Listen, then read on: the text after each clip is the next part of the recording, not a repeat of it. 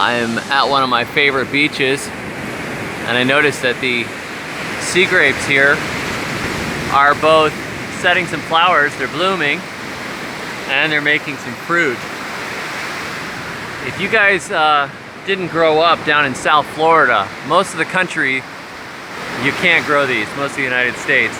They only grow in areas where there's really no frost.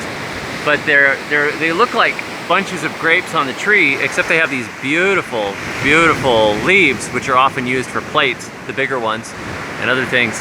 But my grandparents, when I was growing up in Fort Lauderdale, had a hedge of sea grape trees. Here's what the trunks look like. These cool looking gnarly trunks. And they had a whole hedge of them along the back of their house. And they were jammed up against a rock wall, and then the government built a fence on the other side because they were putting a road past the back of the house.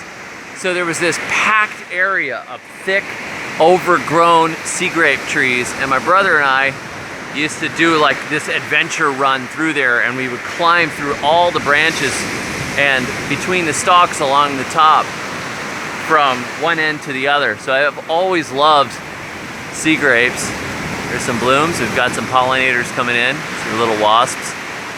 I've always loved these trees, and when I get a place of my own, I'm gonna plant some. The grapes are in fact edible. They have a big pit in them.